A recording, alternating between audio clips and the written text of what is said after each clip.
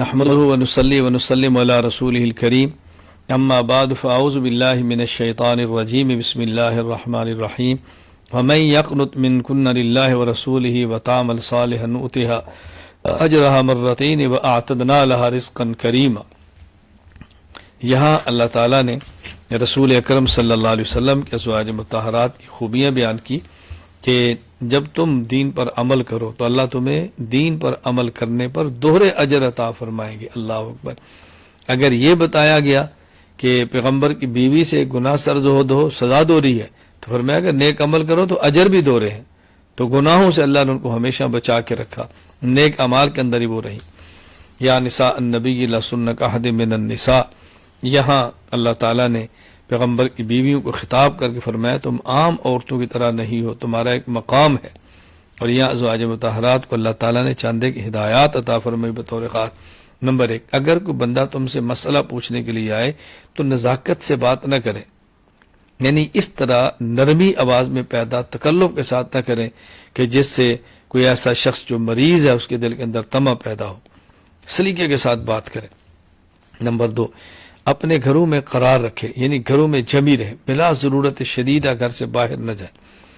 Number 3، جاہلیت کی طرح بناؤ سنگار نہ کریں، جس طرح جاہلیت میں بناؤ سنگار کر کے عورتیں باہر جاتی ہیں ایسا نہ کرو۔ نمبر 4، نماز کی پابندی کریں۔ نمبر 5، زکوٰۃ ادا کیا کریں۔ نمبر 6، اللہ تعالیٰ اور اس کے رسول صلی اللہ علیہ وسلم کی اطاعت کریں۔ ازواج مطہرات نے ان ہدایات کا حق ادا کیا ہے۔ انما یرید اللہ لیذھب عنکم الرجس اہل البیت ویطہرکم تطہیرا، یہاں اللہ تعالیٰ نے اہل بیت کا ذکر کیا اور آسن انداز میں کیا۔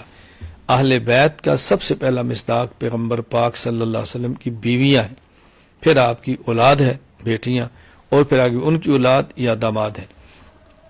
اگر آپ قرآن کریم کے اسلوب پہ غور کریں تو انسان کو کتنا لطف آتا ہے۔ کیا سمجھایا؟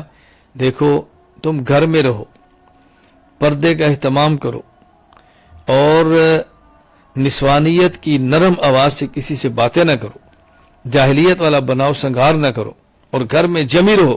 کیوں؟ فرمایا اس لیے کہ اللہ تعالیٰ تمہیں پاک رکھنا چاہتا ہے۔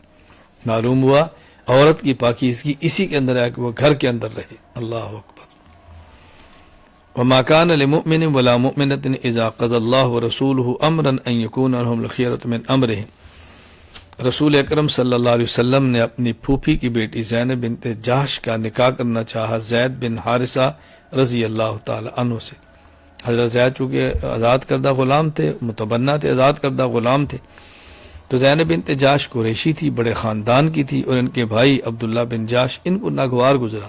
قرآن کی آیت اتری، پیغمبر کے فیصلے کے بعد کسی مومن مرد اور مومن عورت کے لیے گنجائش نہیں ہے کہ وہ انکار کرے، خیری آمادہ ہوگی۔ زینب بنت جحش کا نکاح حضرت زید رضی اللہ تعالیٰ عنہ سے کر دیا گیا۔ وَإِذْ تَقُولُ لِلَّذِينَ أَنْعَمَ اللَّهُ عَلَيْهِمْ، اب حضرت زینب بنت جحش رضی اللہ عنہ قریشی تھی، بڑے خاندان کی تھی، زید بن حارثہ آزاد کردہ غلام تھے، تو ان کا آپس میں نباہ نہیں ہو سکا، مزاج نہیں ملا۔ جب ان کا آپس میں مزاج نہیں ملا تو حضرت زید بن حارثہ رضی اللہ تعالی عنہ کا مزاج نہیں ملا۔ اب حضرت زینب بھی چاہتی ہیں کہ ان کو طلاق ہو جائے، حضرت زید بھی چاہتے ہیں۔ حضرت زید نے نبی کریم صلی اللہ علیہ وسلم سے طلاق دینے کے لیے مشورہ کیا، تو آپ نے فرمایا اپنے نکاح میں رکھو، طلاق نہ دو۔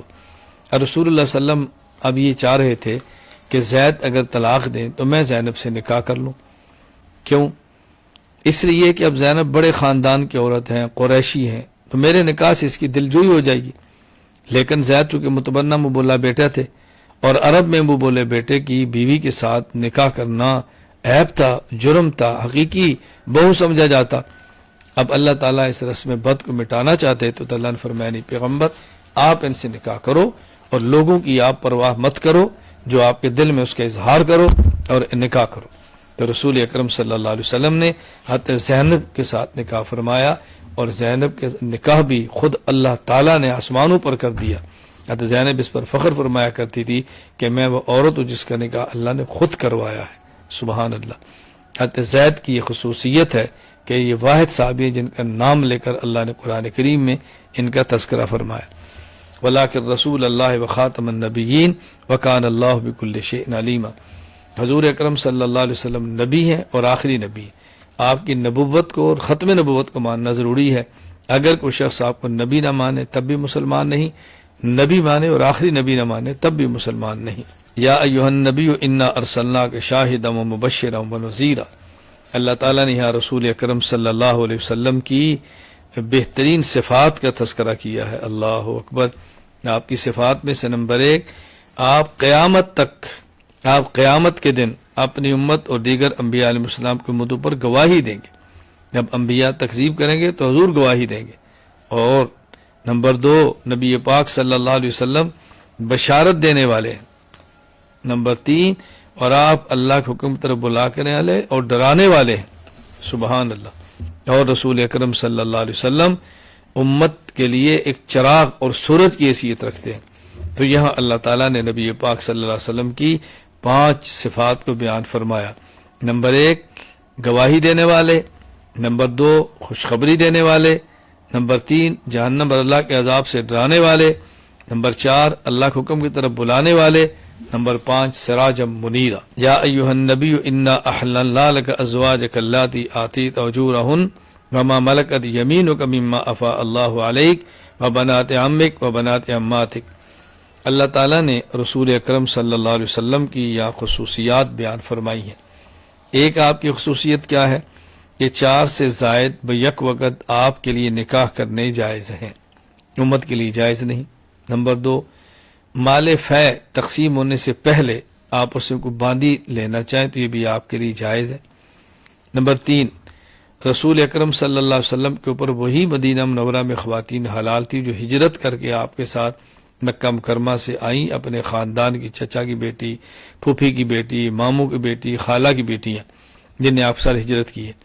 نمبر 4، کوئی ایمان والی عورت جس سے آپ نکاح فرمائیں اور بغیر حق مہر کے کرنا چاہیں تو آپ کے لیے جائز ہے، یعنی عام آدمی نے حق مہر ضروری ہے، رسول اکرم صلی اللہ علیہ وسلم اگر دیتے ہیں تو آپ کا احسان ہے۔ یا ایھا الذین آمنوا لا تدخلوا بیوت النبی الا ان یؤذن لکم، حضرت زینب بنت جاش رضی اللہ عنہ کا نکاح ہو گیا، ولیمے کے لیے آپ نے چندے کو گھر میں دعوت دی تو بعض ذرا پہلے تشریف لے آئے اور بعض دعوت کے بعد بھی نہ گئے، تھوڑی تاخیر ہوگی۔ رسول اکرم صلی اللہ علیہ وسلم کا گھر چھوٹا تھا، حضرت زینب دیوار کی طرف منہ کر کے بیٹھی رہی پردے کے اندر، نبی کریم صلی اللہ علیہ وسلم باہر تشریف لائے، تھوڑی دیر کے بعد اندر آئے تو صحابہ کو بھی احساس ہوا کہ ہم نے مناسب عمل نہیں کیا۔ اللہ تعالی نے آیات نازل کی کہ دیکھو پیغمبر کے گھر میں جب تک اجازت نہ ہو تم نے نہیں جانا، اور جب کھانے پر بلایا جائے تو کھانے کے بعد فوراً وہاں سے تم چلے جاؤ۔ تو یہاں 3 ہدایات مل گئی۔ نمبر 1، جس کو بلایا جائے وہ جائے۔ نمبر 2، وقت سے پہلے نہ جائیں۔ نمبر 2، جب کھانے سے فارغ ہو جائیں تو گھر کو خالی کر دینا چاہیے۔ وما كان لكم ان تؤذوا رسول الله ولا ان تنكحوا ازواجه من بعده ابدا۔ یہاں اللہ تعالیٰ نے 2 باتیں سمجھائیں۔ نمبر 1، پیغمبر کو معمولی سی بھی اذا اور تکلیف مت دو۔ نمبر 2، پیغمبر صلی اللہ علیہ وسلم کی وفات کے بعد ان کی بیوی سے امت کے لیے نکاح کرنا جائز نہیں۔ یہ 2 مسئلے بڑے اہم تھے جو یہاں پر بیان فرمائے۔ یا ایھا النبی قل لازواجک وبناتک ونساء المؤمنین یدنین علیہن من جلابیبہن۔ یہ آیت ہے جس کا عنوان پردہ ہے۔ پردہ بتایا گیا کہ پیغمبر اپنی بیویوں سے فرماؤ اور اپنی بیٹیوں سے کہو اور تمام ایمان والی عورتوں سے کہو کیا کہ وہ اپنے اوپر چادر لٹکا کے رکھے، یعنی پور چادر لٹکا کے رکھے۔ اچھی طرح بات سمجھ لیں، عورت ایسا پردہ کرے اس کا چہرہ بھی چھپ جائے، اس کے ہاتھ بھی چھپ جائے، اس کی آنکھیں بھی چھپ جائے۔ عرب کے اندر اس کا طریقہ کیا تھا، ایک موٹی چادر یوں اوپر لے جاتی، آگے سے لٹک گئی، اور اس کے درمیان جو 2 پلو آپس میں ملتے ہیں اس میں تھوڑی سی جگہ ہوتی جس میں وہ دیکھا کرتی، تو چہرہ بھی چھپ جاتا، ہاتھ بھی اندر چھپتے۔ عورت کا چہرہ، عورت کے ہاتھ کی پشت اور عورت کے پاؤں کی پشت بھی یہ سب پردے کے اندر داخل ہے، جس کو اچھی طرح ذہن نشین فرمائے۔ ان عرضنا الامانۃ علی السماوات والارض والجبال فابین ان یحملنها واشفقن منها وحمل الانسان۔ اللہ تعالیٰ نے آسمان و زمین اور پہاڑوں پر اپنی امانت کو پیش کیا۔ امانت کا معنی کہ احکام شریعت ہم تمہیں دیتے ہیں، تم اپنے اختیار سے عمل کرو گے تو جنت، اپنے اختیار سے عمل نہیں کرو گے تو جہنم۔ لیکن آسمان و زمین اور پہاڑ اس کے لیے تیار نہ ہوئے کہ یا اللہ یہ ہمارے اختیار میں نہیں، ہمارے بس میں نہیں۔ پھر اللہ تعالیٰ نے اس امانت کو انسان کو دیا تو انسان نے اس امانت کو قبول کر لیا۔ اللہ تعالیٰ کی ایک احکام ہے تکلیف، ایک احکام ہے تکوینی جو انسان نے کرنے ہی کرنے ہیں یا پہاڑوں نے کرنے ہی کرنے ہیں، اس پر ثواب اور عذاب کا مسئلہ نہیں۔ اور ایک ہے احکام تشریعی جس کے کرنے پر اجر ہے، نہ کرنے پر گناہ ہے. تو یہ احکام تشریعہ مراد ہیں یہاں امانت سے. تو اللہ تعالیٰ نے ان پر پیش کیا تو وہ ڈر گئے اور قبول نہیں کیا، اور انسان نے اس کو قبول کر لیا. سورہ سبا، اس صورت میں چونکہ قوم سبا کا ذکر ہے تو صورت کا نام ہی سورہ سبا ہے. وَلَقَدْ آتِينَا دَاوُودَ مِنَّا فَضْلًا يَا جِبَالُ أَوِّبِي مَعَهُ وَالطَّيْرَ وَأَلَنَّا لَهُ الْحَدِيدَ. اللہ تعالیٰ نے داؤد علیہ السلام کے کمالات کا ذکر فرمایا. ایک تو جب وہ زبور پڑھتے تو ان کے ساتھ پرندے بھی پڑھتے، اور ایک آواز ہوتی ہے، اللہ اکبر آواز، سبحان اللہ. پھر اللہ تعالیٰ نے داؤد علیہ السلام کو کے لیے مسخر کر دیا تھا پہاڑوں اور پرندوں کو. پہاڑ بھی تسبیح پڑھتے، پرندے بھی پڑھتے، اور لوہا آپ کے ہاتھ میں نرم فرما دیا تھا. یعنی لوہے کو جدھر چاہتے موڑتے، لوہا مڑتا چلا جاتا، آپ سے زرے بناتے. اللہ اکبر، بہت عمدہ طریقے سے بناتے. وَلِسُلَيْمَانَ الرِّيحَ غُدُوُّهَا شَهْرٌ وَرْوَاحُهَا شَهْرٌ وَأَسَلْنَا لَهُ عَيْنَ الْقِطْرِ وَمِنَ الْجِنِّ مَن يَعْمَلُ بَيْنَ يَدَيْهِ بِإِذْنِ رَبِّهِ. اللہ تعالیٰ نے حضرت سلیمان علیہ السلام کو کیا معجزات عطا فرمائے. ہوا ان کے تابع کر دی. وہ یعنی صبح و شام اتنا سفر کرتے جس کی مسافت 1 مہینہ ہوتی ہے، اور وہ صبح و شام میں طے کر لیتے. تخت پہ بیٹھتے، سفر شروع ہوتا. اللہ تعالیٰ نے تانبے کے چشمے ان کو عطا فرمائے جس سے برتن بناتے تھے. جنات کو ان کو تابع کر دیا، ہوا کو مسخر فرما دیا، ان کا معجزہ تھا. فلما قضینا علیہ الموت ما دلهم علی موت الا دابۃ الارض تأکل من ساتا. حضرت سلیمان علیہ السلام نے مسجد اقصی کی تعمیر کا حکم دیا. جنات نے تعمیر شروع کر دی. ان کی موت کا وقت آ گیا تو آپ ایک عصا اپنی لاٹھی کو اوپر ٹیک لگا کے کھڑے ہو گئے. ملک الموت نے قبض فرما لی کیونکہ نبی تھے، اور جنات یہی سمجھتے رہے کہ آپ زندہ نگرانی فرما رہے. پورا سال گزر گیا، ادھر سے مسجد اقصی کی تعمیر مکمل ہوگی، ان کی موت کا وقت آ گیا. ادھر سے مسجد اقصی کی تعمیر مکمل ہوگی. اللہ نے چونڈی کو حکم دیا، اس نے لکڑی کو کھایا جو عصا تھا، تو آپ گرے. تو جنات کو پتا چلو خو ہم تو 1 سال سے کام کر رہے تھے. یہاں یہ بتانا مقصود ہے کہ جنات بھی عالم الغیب نہیں ہیں. لقد کان لسبأ فی مسکنہم آیہ. قوم سبا کے رہنے کی جگہ میں اللہ نے برکت عطا فرمائی تھی. ملک یمن کے دار حکومت کا نام صنعاء ہے. اس سے 3 منزل کے فاصلے پر ایک شہر تھا مآرب، بہت خوبصورت جگہ تھی. ان کی سڑکوں کے دونوں طرف پھلدار درخت تھے اور دور تک جاتے. ان پہاڑوں کے درمیان ایک وادی میں شہر آباد کیا ہوا تھا، اور ایک مضبوط انہوں نے ڈیم بنا رکھا تھا. پانی کا ذخیرہ تھا. جب ان لوگوں نے اللہ کی نعمت کی نہ قدری کی نہ شکری کی تو اللہ تعالیٰ نے چوہوں کو بھیجا جن نے بند کو توڑا. اس بند کا ٹوٹنا تھا کہ پوری بستی کو پھر یہ بہا کے لے گیا. اللہ اکبر. ہمیں بھی اللہ تعالیٰ کی نعمت کی قدر کرنی چاہیے، نہ شکری سے بچنا چاہیے. قل انما اعظکم بواحدہ ان تقوموا للہ مثنی وفرادا ثم تتفکروا ما بصاحبکم من جنہ. نبی کریم صلی اللہ علیہ وسلم کو یہ لوگ مجنون کہتے علیہ باللہ. نبی پاک صلی اللہ علیہ وسلم فرمایا کہ دیکھو میں تمہیں سمجھاتا ہوں، تم اچھی طرح خیال کرو. میں تمہارے اندر 40 سال تک رہا ہوں، تم میری پوری زندگی سے واقف ہو، تم نے اتار چڑھاؤ سب دیکھے ہیں، بچپن سے لے کر اب تک سارے حالات ہونے کے باوجود پھر تم یہی بات کہتے ہو مجنون ہے. تعصب اور ضد کو چھوڑو اور میری بات کو سمجھو. سورۃ الفاتر، کیونکہ سورت کے شروع میں ہے الحمدللہ فاطر السماوات والارض، لفظ فاتر آیا، اسی کی مناسبت سے سورت کا نام ہی سورۃ الفاتر ہے. الحمدللہ فاطر السماوات والارض جاعل الملائکۃ رسلا اولی اجنحۃ مثنی وثلاث ورباع. اللہ تعالیٰ نے فرشتوں کو اپنا قاصد بنا کے بھیجا ہے. یعنی اللہ تعالیٰ اور اللہ تعالیٰ کے رسول کے درمیان فرشتے واسطہ ہوتے ہیں. کسی فرشتے کے 2 پر ہیں، کسی فرشتے کے 3 پر ہیں، کسی کے 4 پر ہیں. اس کا معنی نہیں کہ اس سے زائد نہیں، بلکہ اس سے زائد بھی ہے. ایک روایت کے مطابق حضرت جبرائیل امین کے پر 600 ہیں. اللہ اکبر، کتنے بڑے ہیں. 2 پروں کو پھیلا دیں تو مشرق و مغرب اس کے اندر سمٹ جائے. الیہ یصعد الکلم الطیب والعمل الصالح یرفع. پاک کلمات سے مراد کلمہ توحید ہے. کلمہ توحید بھی اللہ قبول فرماتے ہیں اور نیک اعمال بھی اللہ تعالیٰ قبول فرماتے ہیں. اوپر جانے کا مطلب یہ ہے کہ اللہ تعالیٰ کے دربار میں ان اعمال کو قبولیت مل جاتی ہے. ثم اورثنا الکتاب الذی اصطفینا من عبادنا. یہاں اللہ تعالیٰ فرماتا ہے کہ ہم نے کتاب کا وارث مؤمنین کو بلایا ہے. ہم نے مومنین کا انتخاب کیا، ان کو کتاب کا وارث بنایا. پھر مومن ان کی 3 قسمیں ہیں. ان میں بعض ظالم ہے، بعض مقتصد ہے اور بعض سابق بالخیرات ہے۔ ظالم کون ہے؟ جو نیکیاں کرتے ہیں اور گناہ بھی کرتے ہیں، یہ ظالم ہے۔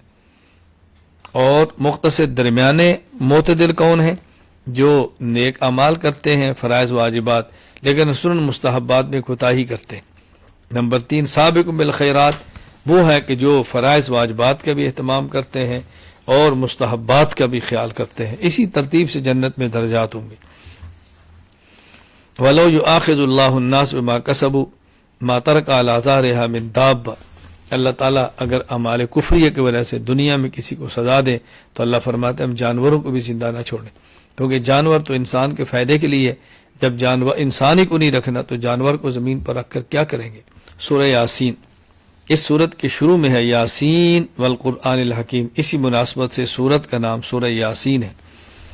یاسین والقرآن الحکیم انک لمن المرسلین، یہ آیت رسول اکرم صلی اللہ علیہ وسلم کی نبوت پر نص قطعی ہے کہ اللہ تعالیٰ اپنے نبی کو خطاب فرماتے ہیں اور قرآن کی قسم اٹھا کر فرماتے ہیں کہ میرے پیغمبر آپ اللہ کے رسول ہیں۔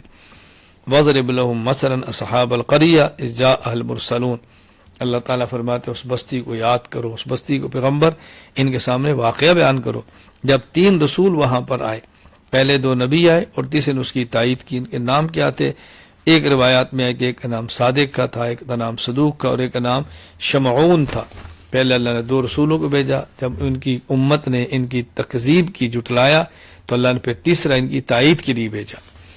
وجاء من اقصى المدینہ رجل یسعى قال یا قوم اتبعوا المرسلین، یہ آدمی ان کا نام تھا حبیب بن اسماعیل نجار، حبیب نجار، بڑائی کا کام کرتے تھے۔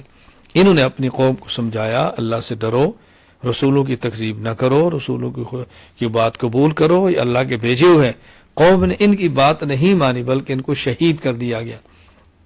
اس بستی کا نام تھا انطاکیہ، میں نے انطاکیہ بستی کو بھی دیکھا ہے اور حبیب نجار رحمہ اللہ کی قبر پر بھی حاضری دی ہے۔ وآخر دعوانا ان الحمد للہ رب العالمین۔